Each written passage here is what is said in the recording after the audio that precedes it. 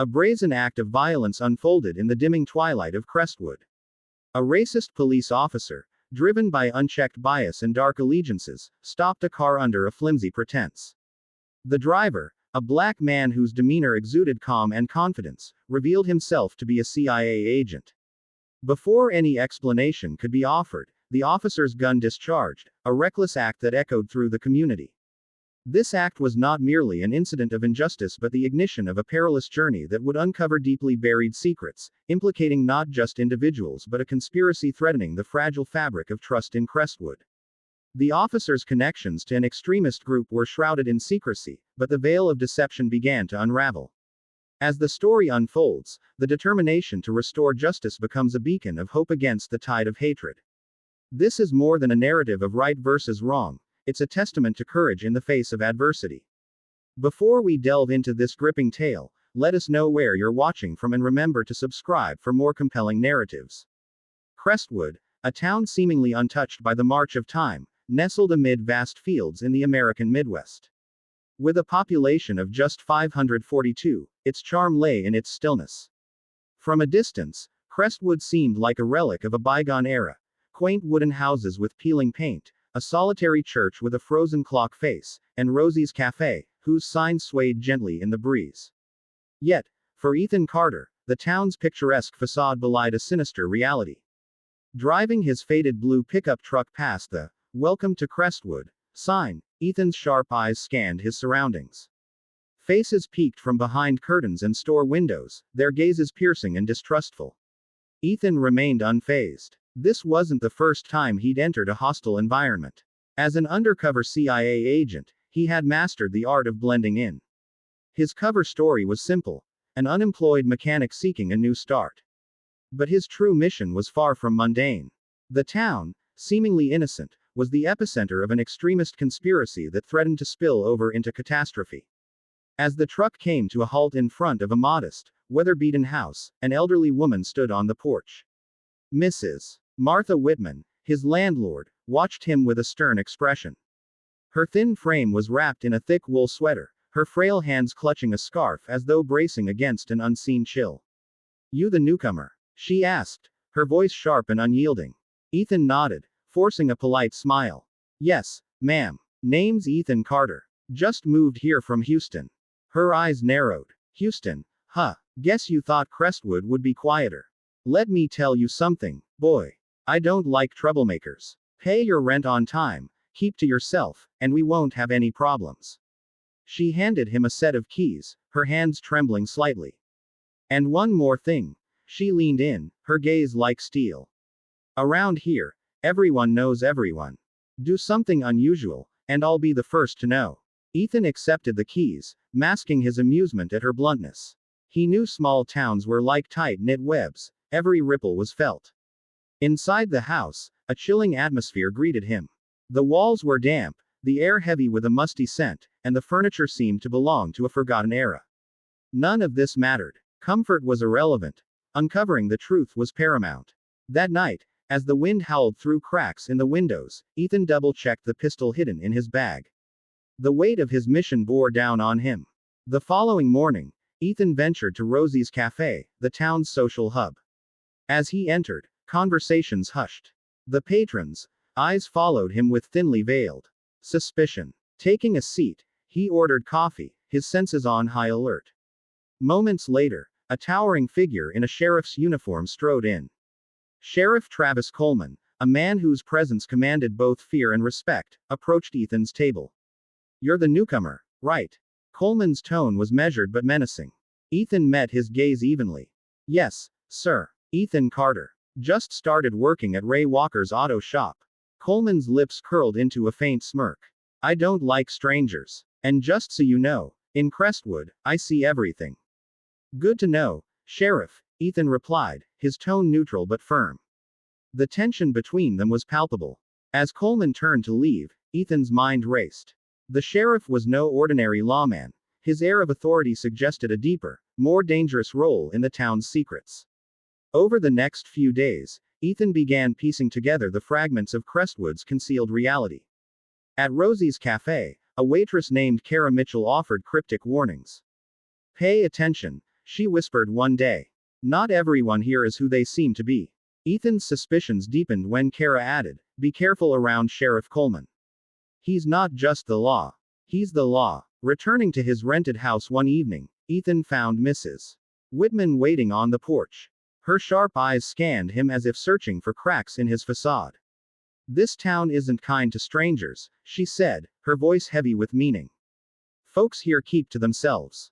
Always have. As she spoke, her gaze drifted to the overgrown yard.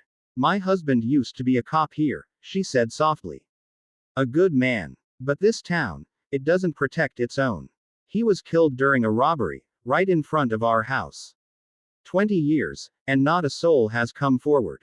People saw. I know they did. But silence is the way here. Ethan felt the weight of her words. They weren't just the sorrowful lament of a widow, they were a warning. Crestwood's secrets ran deep, and its silence was deadly. Late that night, Ethan pored over the dossier he'd brought. The faces of suspects stared back at him. Ray Walker, the auto shop owner, Darrell Smith, a reclusive middle-aged man, and others whose lives intertwined in ways that pointed to something far more sinister than mere coincidence. His task was to uncover their connections and thwart their plans. Day by day, Ethan's observations painted a clearer picture of Crestwood's underbelly. Kara's warnings, Mrs. Whitman's veiled grief, and Coleman's domineering presence all pointed to a town teetering on the edge of exposure. But as Ethan delved deeper, the danger grew. Whispers in the dark, shadowy figures in his periphery, and the ever-present tension in Coleman's eyes reminded him that every step brought him closer to the truth, and closer to peril. Crestwood wasn't just a town. It was a crucible of deceit and danger. And Ethan Carter's courage and cunning would be tested to their limits. In this quiet town, where silence protected the guilty and fear silenced the innocent, justice would demand a reckoning. Ethan was careful not to react as the crate was transferred to the other truck. The two men gave him a brief, assessing glance before one of them spoke in a curt tone, "You're done here." Without waiting for a response, they climbed into their truck and drove off, the sound of the engine fading into the stillness of the woods.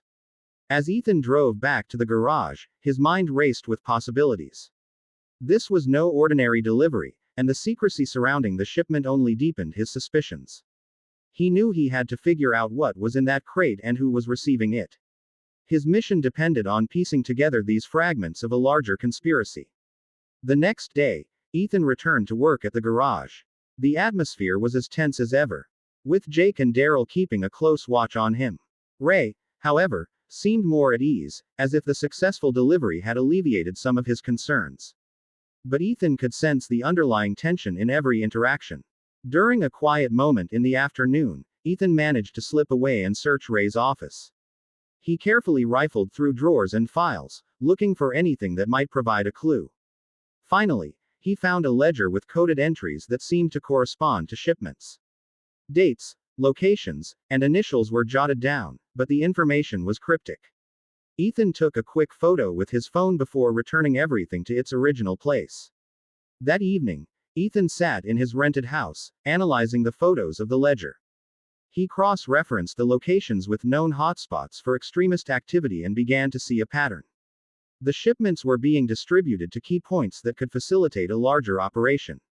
It was exactly the kind of evidence the CIA needed. Despite the progress, Ethan knew he was walking a fine line. If Ray or his men suspected him, his cover would be blown, and the mission could end in disaster. The presence of Sheriff Coleman only added to the complexity. Coleman was clearly involved in the town's darker dealings, and his watchful eye made every move a calculated risk. The following week, Ethan decided to visit Rosie's cafe again. Kara Mitchell greeted him with her usual cautious smile, but her demeanor suggested she had more to say. After serving him a cup of coffee, she lingered at his table. "You seem to be settling in," Kara said, her voice low. "But you should know, things aren't always what they seem here." Ethan leaned in slightly, keeping his tone casual. "I've noticed. Anything in particular I should be aware of?" Kara hesitated, glancing around the cafe. "Sheriff Coleman. He's not just the law. He's tied up in things you don't want to be part of. If you're smart, you'll keep your head down and stay out of his way." "Thanks for the advice," Ethan replied, his expression neutral. "But sometimes staying out of the way isn't an option." Kara's eyes widened slightly at his response, but she said nothing more, returning to her duties. Ethan watched her go, sensing that she was holding back. She knew more than she was willing to share, but pushing her could jeopardize the fragile trust he was building. As the days turned into weeks, Ethan continued to gather information. He shadowed Ray's operations, eavesdropped on conversations, and documented every detail he could.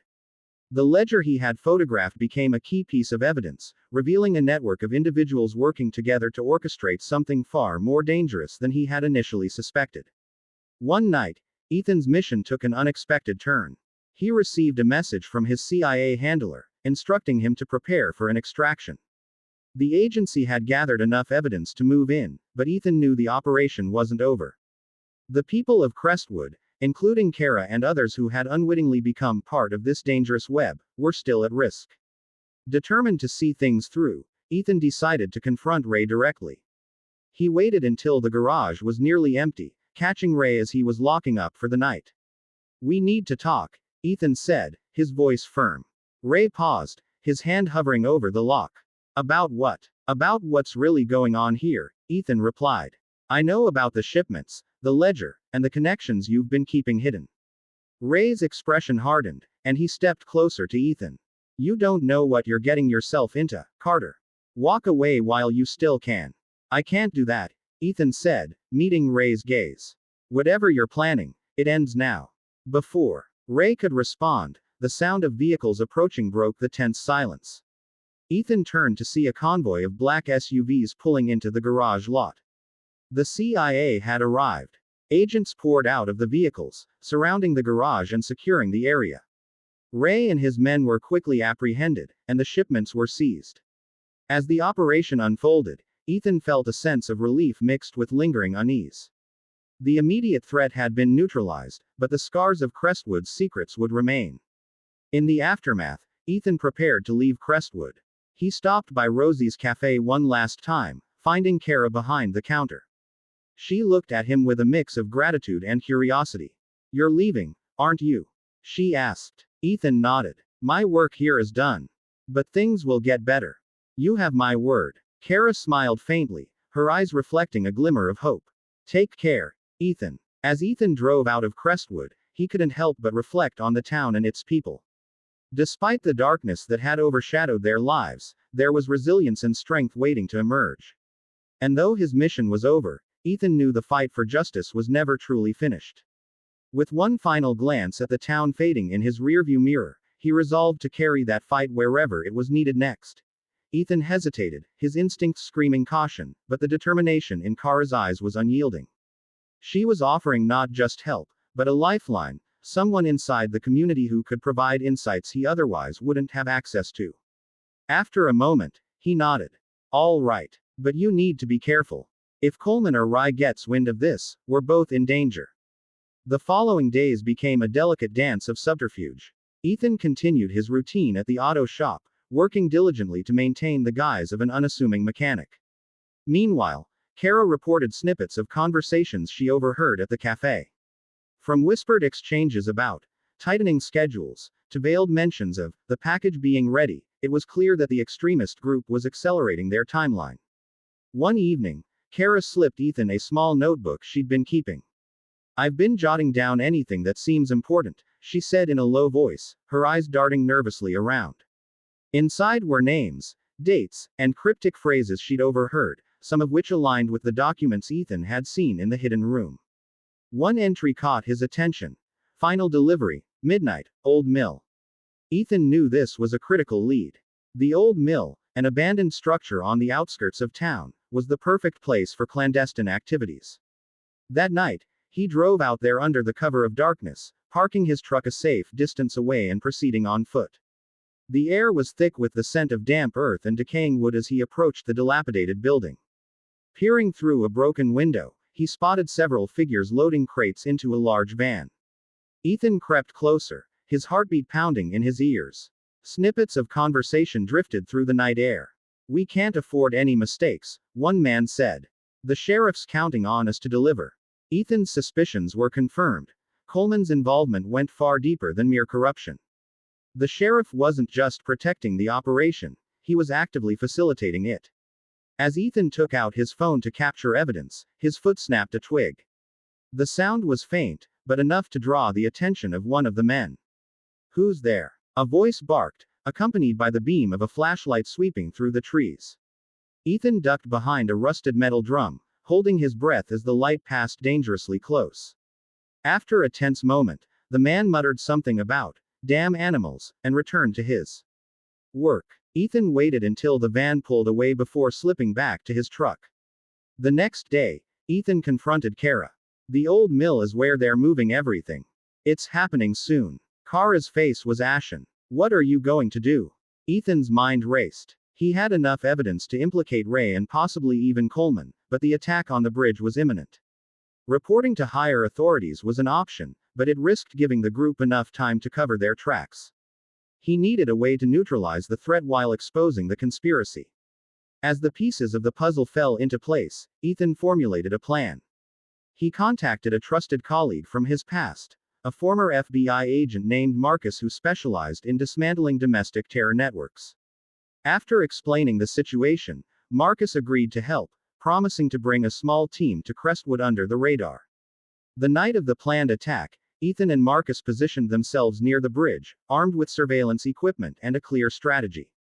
Kara stayed at the cafe, ready to act as a lookout and relay any suspicious activity she noticed. As midnight approached, the sound of engines echoed in the distance. Ethan watched from the shadows as Ray, Jake, Daryl, and several others arrived in 2 trucks. They began unloading crates, their movements efficient and purposeful. Coleman arrived shortly after, his patrol car pulling up with its lights off. He stepped out, barking orders and ensuring everything was proceeding according to plan. "Now," Marcus whispered, signaling his team to move in. What followed was a meticulously coordinated takedown. Marcus's team, equipped with non-lethal weapons, overwhelmed the group before they had a chance to react. Ethan tackled Coleman as the sheriff reached for his gun, pinning him to the ground. "It's over," Ethan said through gritted teeth. "Your reign ends tonight." By dawn, the authorities had arrived, securing the area and taking the conspirators into custody. The crates were opened, revealing a cache of explosives and weapons. The evidence, combined with Ethan's documentation and Kara's notebook, painted a damning picture of the group's plans and Coleman's role in orchestrating them. As the sun rose over Crestwood, the town began to stir, unaware of how close they'd come to disaster. Ethan stood by the bridge, watching as the FBI team wrapped up their operation. Kara approached, her expression a mix of relief and exhaustion. "You did it," she said quietly. "We did it," Ethan corrected, offering her a faint smile. For the first time since arriving in Crestwood, Ethan felt a sense of peace. The town still had its scars, and there was work to be done to rebuild trust and unity, but the immediate threat had been neutralized. As he looked out over the quiet streets, Ethan knew his journey wasn't over. There were always more battles to fight, more truths to uncover. But for now, he allowed himself a moment of solace, knowing that he'd made a difference. Ethan had always appreciated Kara's willingness to help, but he couldn't ignore the risks she was taking by getting involved in this. He knew that if the wrong people found out what she was doing, things could turn deadly. "Be careful," he warned her, his voice low and filled with concern. "If they suspect you, it could get dangerous." Kara, however, was resolute. The determination in her eyes was undeniable. "If it means saving the town, it's worth the risk," she replied, her voice unwavering. She was willing to fight for what was right, no matter the cost. The next day, as Ethan worked at the shop, he began to notice something unusual about Tommy Williams, one of the young workers who had always kept to himself. Normally quiet and careful not to draw attention, Tommy was now acting differently. His usual avoidance of eye contact had been replaced with visible signs of unease. During a break, Tommy approached Ethan, his nervousness palpable. "Carter," Tommy whispered, glancing around to ensure no one else was listening. "I need to talk to you, but not here." Ethan nodded, sensing the urgency in Tommy's tone. "All right. After work," he replied, his voice calm but serious. Later that evening, the two of them met at a small diner on the edge of town. Tommy, visibly shaken, didn't waste any time. "I can't do this anymore," he began, his voice barely above a whisper. Ray forced me to help with a shipment. At first, I thought it was just car parts, but then I realized they were all weapons. Ethan's expression hardened, though he remained composed.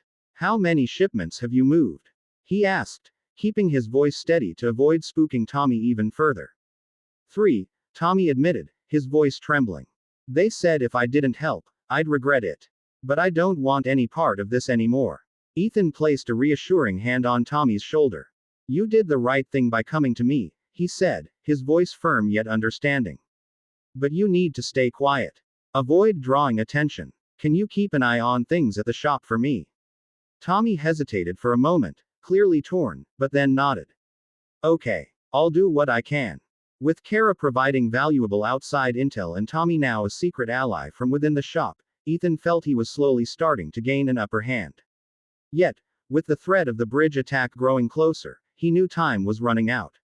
Every piece of evidence he'd uncovered, whether it was the secret storage room, Coleman's ties to Ray, or Tommy's revelations, pointed to a conspiracy far bigger than he'd initially thought. But the most pressing question remained: could he act in time to prevent disaster? Ethan left the auto shop that evening, the quiet of the night pressing down on him as he drove home. The stillness felt unnatural, unsettling. Darkness stretched out before him, broken only by the faint glow of his truck's headlights. After a long day of work and gathering intel, he was exhausted but remained vigilant. His recent discoveries had not only confirmed his suspicions but had also thrust him into far more danger than he'd anticipated.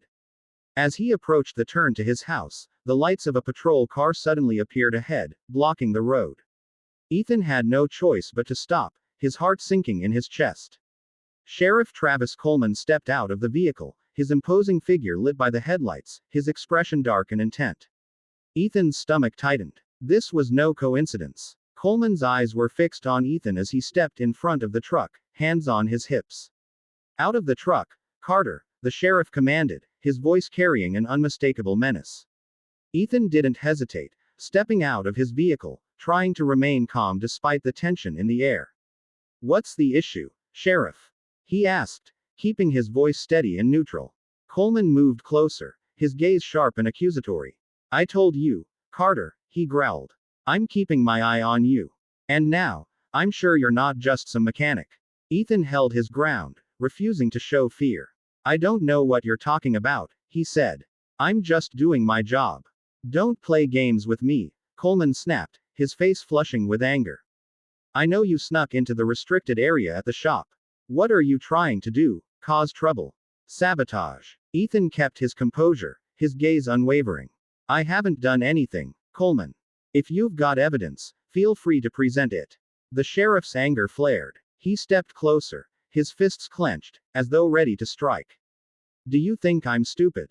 You don't belong here, and I won't let you destroy everything I've built. In that moment, the situation escalated rapidly. Coleman reached for his gun, drawing it from his holster and pointing it directly at Ethan. His eyes burned with anger and a dangerous determination. Put the gun down, Coleman, Ethan said, his voice calm but firm. You're making a mistake. But Coleman was beyond reasoning. His anger clouded his judgment. He pulled the trigger. The gunshot echoed through the night, and Ethan felt a searing pain in his right shoulder. His body went into shock as the blood flowed freely, soaking through his shirt. Staggering, he fought to stay on his feet, but the pain was overwhelming, and he collapsed to the ground. A short distance away, Tommy Williams was driving home from the shop. The sound of the gunshot reached his ears, and he saw the patrol car blocking the road. His heart raced as he recognized the situation for what it was. Without thinking, he spun his car around and rushed to the scene. When Tommy arrived, his eyes went wide with shock.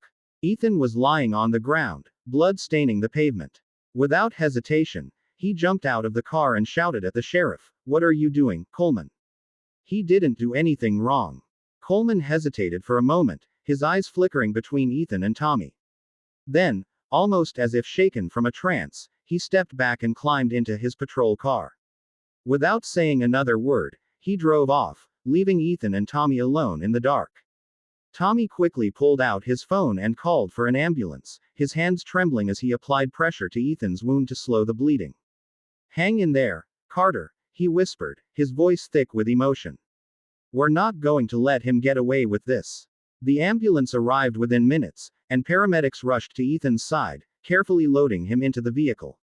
Despite the pain and blood loss, Ethan fought to stay conscious, his eyes locking with Tommy's for a brief moment. "Thank you," he murmured weakly before being taken into the emergency room. Outside the hospital, Tommy's anger burned hot. Coleman's actions weren't a mere outburst of rage. They were a calculated move, a desperate attempt to silence Ethan and protect his secrets. But Tommy knew he couldn't just sit by anymore. He had to take a stand. The stakes had never been higher. Ethan's shooting had made it painfully clear that Coleman was growing more desperate, more reckless. The sheriff no longer cared about maintaining a facade of law and order. His goal was clear: protect the conspiracy at any cost. The news of the shooting spread quickly throughout the town, and with it came whispers of doubt. How long could Coleman's authority shield him from the consequences of his actions? Ethan knew the time had come. This was no longer just about his survival, it was about exposing the truth and bringing down the people behind the conspiracy. The following morning, Ethan awoke in the sterile hospital room, his shoulder throbbing with pain. The sunlight filtered through the window, casting a dim glow across the room. Despite his injury, his mind was sharp and focused. The mission was far from over. Coleman was no longer just a local threat, he was part of something far more dangerous, and Ethan needed to act quickly before it was too late. The door to his room opened, and a group of people entered. It was a CIA team, led by Special Agent Mark Evans. Ethan's direct supervisor, Mark was a man of few words but whose presence commanded respect. "How are you holding up, Carter?" Mark asked, his voice low but full of concern. "I'm alive," Ethan replied, grimacing as he struggled to sit up. "But the mission, it's in jeopardy. Coleman knows who I am, and he's willing to kill me to protect his secrets." Mark exchanged a brief glance with the other agents before turning back to Ethan. "We're aware of the situation," he said, his voice firm. "Coleman's actions have put us in a difficult position. We need to address this immediately." Within hours, the CIA launched an official investigation into Coleman's actions. At the same time, Ethan's true identity as an undercover CIA operative was revealed to the town of Crestwood. News of the revelation spread quickly, causing a wave of shock and disbelief among the townspeople. The question now was, how long could Coleman continue to protect himself? And how far would Ethan go to make sure the truth came to light? The battle was far from over. The conspiracy was vast, and time was running out. But with Tommy, Kara, and now the full force of the CIA behind him, Ethan knew that, together, they stood a fighting chance. The truth was close, and they were ready to expose it. "Stop them before it's too late," Ethan said, his voice filled with determination. His thoughts raced as he glanced at the defeated group of extremists. While their capture was a victory, the bigger threat still loomed large: Ray Walker, the orchestrator of the conspiracy, and the dangerous plans he had in motion. The helicopters hovered overhead, their searchlights cutting through the darkness, casting long shadows over the clearing. The agents quickly rounded up the remaining men, securing them one by one. The once menacing presence of the extremists now seemed insignificant, their plans crumbling before their eyes. But Ethan knew that it was far from over. They might have neutralized this group, but the ripple effect was still unfolding, and their mission wasn't complete yet. As the CIA agents worked to process the criminals, Ethan took a deep breath, his body aching from the gunshot wound and the chase through the woods. Despite the fatigue, there was no time for rest. He needed to make sure that the real threat, the attack on the bridge, was dealt with before it could be carried out. The extremists had already taken measures to destabilize the town, and Ray Walker's influence ran deeper than anyone could have imagined. "Come on, let's get you out of here," Kara said, her voice soft but urgent as she helped Ethan into the back of one of the CIA vehicles. Tommy followed closely, still shaken by the events that had unfolded. He had never imagined that a simple mechanic's life would be caught in such a deadly web of conspiracy. But now, with the truth exposed and the danger still lurking, he was committed to seeing this through to the end. As they drove away from the clearing, the familiar landscape of Crestwood slowly emerged on the horizon. The town that had once been peaceful, a place where everyone knew everyone else, now seemed like a shadow of its former self. The trust that had once bound the community was shattered, but there was a glimmer of hope that, together, they could rebuild what had been lost. Ethan looked at Kara and Tommy, their faces illuminated by the faint glow of the dashboard. They had risked everything to help him, and now they were all in this together. No matter what happened next, they had proven that standing up against corruption and injustice was worth the fight. Do you think it's really over? Tommy asked quietly, breaking the silence. Ethan didn't answer immediately, his mind still processing the events of the night. He knew that the real battle wasn't over yet. The extremists may have been caught, but Ray Walker and his network were still out there, planning something much more dangerous. The town's bridge was the key to everything. They needed to stop whatever was about to happen before it could ignite a new wave of violence. It's not over, Ethan replied, his voice steady. But we're getting closer. We have to be ready for whatever comes next. As they approached the town, the lights of Crestwood seemed to twinkle like stars in the distance. It was a small town, and perhaps it would never be the same after all that had transpired. But the people of Crestwood were resilient, and with the truth now exposed, they had a chance to reclaim their town from the shadows that had taken hold of it. Once back at the CIA operations base, Ethan was immediately met by Agent Mark Evans, who was standing by with a somber expression. You did well, Mark said, though there was an underlying sense of urgency in his tone. But we're not done. The extremists were only a small part of the larger picture. We need to act fast before Ray Walker can put his next move into play. Ethan nodded, his mind already focused on the next steps. I'll be ready, he said, determination in his eyes. Mark handed him a folder, filled with intelligence reports and surveillance photos. We've tracked Walker's movements, Mark continued, and we believe he's planning something big. It involves the town's infrastructure, especially the bridge. You need to get to it before he does. Ethan didn't hesitate. I'll take care of it, he said, and turned to Kara and Tommy. You two ready to finish this? Tommy, his face still pale from the night's events, gave a determined nod. We're in this together, he said. Kara, ever calm but no less resolute, added, let's end this. The group set out immediately, the town's bridge looming ahead like a symbol of the last battleground. As they neared it, Ethan could feel the tension mounting. Every second counted. If they didn't act now, everything they had fought for would be in vain. They approached the bridge cautiously, aware that any wrong move could set off the chain of events they were desperately trying to prevent. The wind howled through the trees, the moonlight casting an eerie glow over the scene. The bridge, once a mere crossing, now felt like the final threshold, either a gateway to safety or a precipice into chaos. Ethan's hand rested on the gun at his side, his instincts on high alert. We don't know how many people Walker has left, but we need to be prepared for anything, he said quietly. Kara nodded. Stay sharp. We're almost there. As they crept closer, they saw movement in the shadows, figures gathered near the bridge's base. It was them. Ray Walker and his remaining forces. They were preparing to set explosives to destroy the bridge and create a crisis that would throw the town into chaos. Ethan motioned for Kara and Tommy to take cover as he moved forward, his heart racing. This was it. The final showdown. Stop right there. Ethan called out, his voice loud and commanding. The figures froze, their hands instinctively reaching for their weapons. Ray Walker, standing at the forefront, turned to face him with a sneer. You're too late, Walker said, his voice dripping with malice. This town is mine now. And you're not leaving it alive. The air crackled with tension. Ethan, eyes locked on Walker, knew that this was the moment that would determine everything. Without hesitation, he moved, firing first and hitting the explosives before they could be triggered. The blast was deafening, sending shockwaves through the air. As the smoke cleared, the extremists were scattered, and Walker lay on the ground, incapacitated. It was over. As the CIA agents swarmed the scene to arrest the remaining conspirators, Ethan allowed himself a moment to breathe. The bridge was safe. The town was safe. And though the damage had been done, the fight had been won. I think we've finally turned the tide, Ethan said, glancing at Kara and Tommy.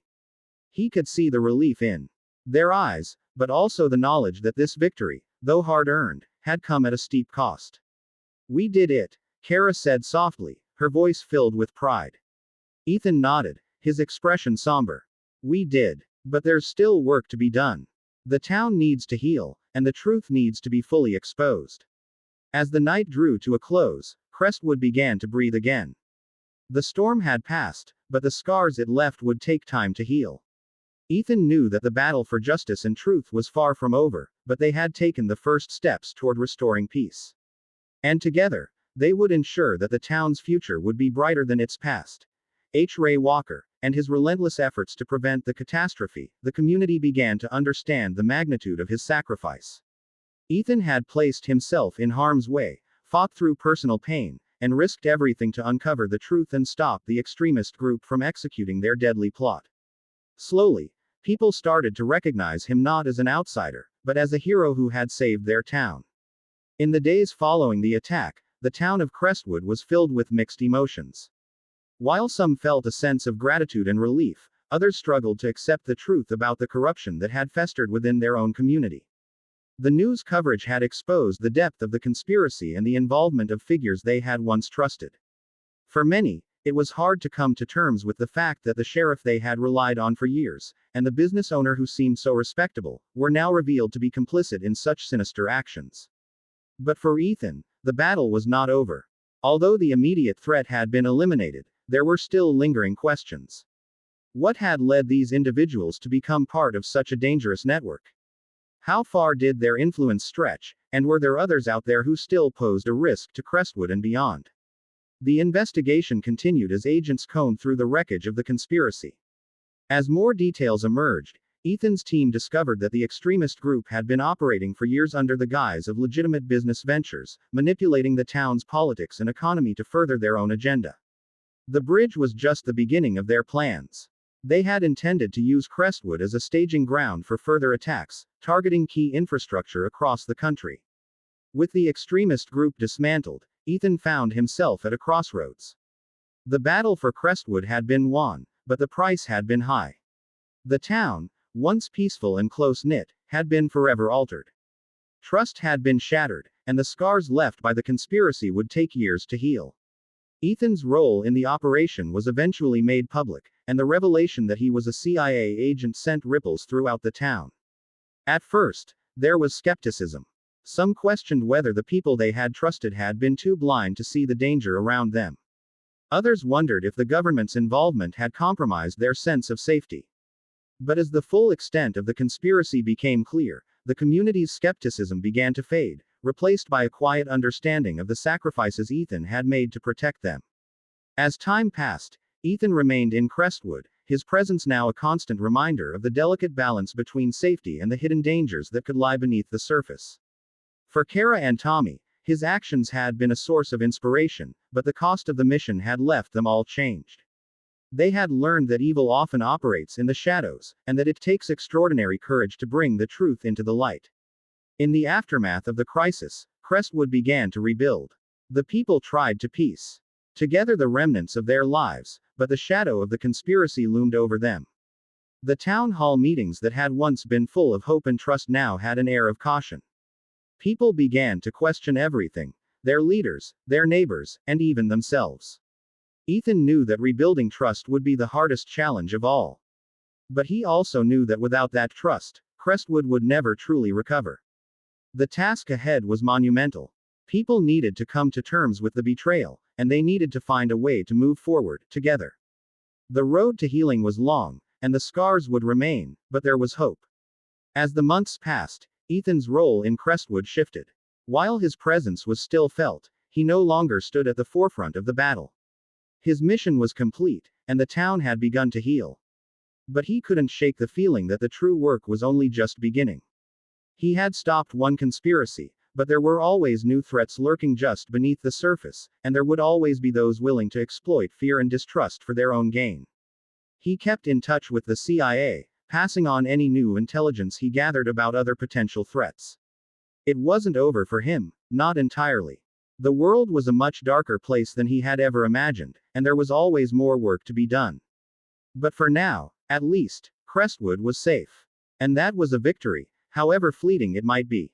For Kara and Tommy, life slowly returned to a sense of normalcy.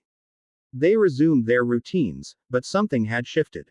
The experience had opened their eyes to the complexities of the world around them.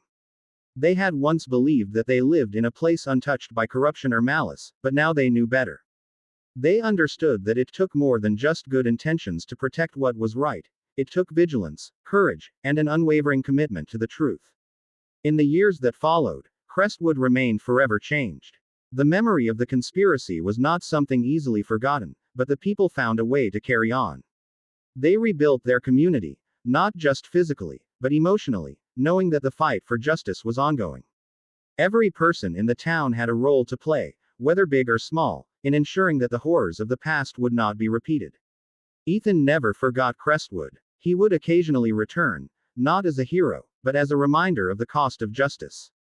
The town had been his battleground, and although he had won, the war within himself continued. The weight of the secrets he had uncovered, and the lives that had been lost along the way, would stay with him forever. The people of Crestwood, in turn, never forgot Ethan either. He had been the one to step into the shadows, to uncover the truth, and to protect them at all costs. Though they didn't always fully understand the sacrifices he had made, they appreciated the man who had saved them from a nightmare. In their eyes, Ethan was not just a CIA agent. He was a guardian, a symbol of what one person could do when they chose to stand up for what was right. Ray Walker's capture and the successful deactivation of the explosives marked a turning point not just for Ethan, but for the entire community of Crestwood. As news of the mission spread, so did the stories of Ethan's bravery. What once had been skepticism and suspicion in the town transformed into admiration. The atmosphere in Rosie's cafe, once thick with doubt, now buzzed with respect and gratitude for Ethan's actions. Kara Mitchell, who had stood by Ethan every step of the way, became an unspoken symbol of the courage he inspired. Ethan did what none of us dared to do, she shared with the cafe regulars, her voice filled with pride. He didn't just save our town. He showed us that truth and justice are always worth fighting for, no matter the cost. The town held a small ceremony to honor those who had been pivotal in ensuring Crestwood's safety. Ethan, Kara, and Tommy stood before a crowd of grateful townspeople as the mayor delivered a heartfelt message of thanks. The people of Crestwood, once wary and indifferent, now clapped and cheered, offering their gratitude for the heroes who had risked everything to protect them.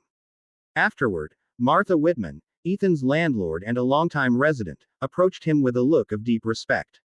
She clasped his hand, her voice trembling with emotion. "You've done what no one else could.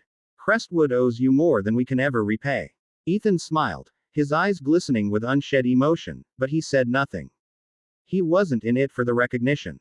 He was there to protect the innocent, and that, to him, was reward enough. Still, the town's gratitude filled him with a sense of fulfillment. While the crisis had passed, Crestwood would never be the same. The wounds left by the extremist group and the betrayal by Sheriff Coleman were deep, and while they had been stopped, the effects lingered. However, the people of Crestwood began to heal. They rebuilt the bridge, symbolizing not just physical restoration, but emotional renewal. Trust was being restored, slowly but surely. Through the events that transpired, Ethan, Kara, and Tommy had become integral parts of Crestwood's history. Although Ethan knew his time in Crestwood was coming to an end, he couldn't help but feel a deep connection to the town. His work as a CIA agent called him away, but he knew part of him would always be tied to the place he had risked so much to protect. A week after the ceremony, Ethan found himself in a hospital bed, reflecting on the past events. The morning light streamed through the window as he lay there, recovering from his shoulder wound. The doctor had assured him he'd make a full recovery in a few weeks, but the physical pain wasn't what lingered. The memories of Crestwood, the tense confrontations, the near-death escapes, and the grateful faces of the people, played over and over in his mind. There was no peace yet, not for Ethan. The aftermath of the mission was still fresh, and the weight of what had happened was difficult to shake. The door to his room creaked open, and Kara Mitchell stepped in, holding a bouquet of fresh flowers. Her face lit up when she saw Ethan sitting up, looking healthier than when she last saw him. "You're looking better," she said, setting the flowers on the table beside him. "I thought you might appreciate something softer than guns and explosives." Ethan chuckled softly, touching his shoulder where the wound still ached. "Thanks to you and Tommy, I'm able to sit here," he replied. "I owe you both." He paused, looking at her with deep gratitude. "You were braver than many people I've known." Kara shook her head, her eyes full of admiration. No, Ethan, you taught us that. Before all this, I never thought I could do what we did. But watching you fight, not just to survive, but to protect people you didn't even know, made me realize that courage isn't something you're born with. It's something anyone can find if they're willing to face the challenge. The day Ethan was discharged from the hospital, Tommy Williams and several Crestwood residents were there to see him off. Tommy, his eyes gleaming with gratitude, handed Ethan a small wooden box.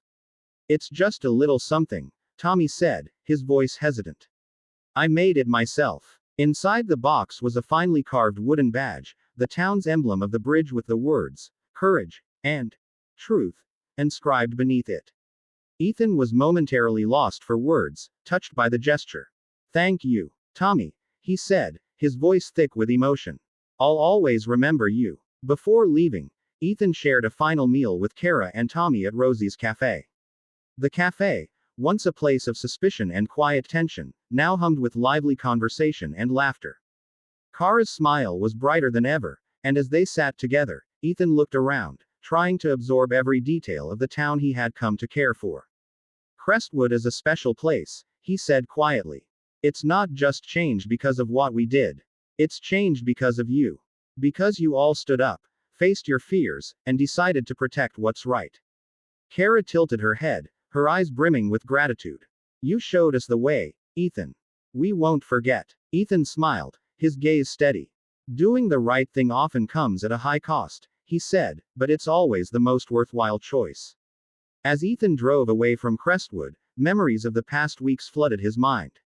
The town's initial hostility, the dangers, the betrayals, and the final moments when everyone united to stop a disaster, all of it had become an unforgettable chapter in his story. As the town's exit sign faded from view, Ethan glanced at the rearview mirror. The sign, reading, Crestwood, where time stands still, seemed to mock him. For Ethan, Crestwood was no longer a place where time stood still. It had become a symbol of change, courage, and hope. His hands tightened on the wheel as he drove. A new mission awaited him, but the part of him that had belonged to Crestwood would always remain. He knew there would always be towns like Crestwood, and people like Kara and Tommy, ready to fight for what was right, no matter the cost. Ethan's journey was not just about the mission, it was a testament to the power of courage and truth. In the end, it wasn't just about saving Crestwood from destruction.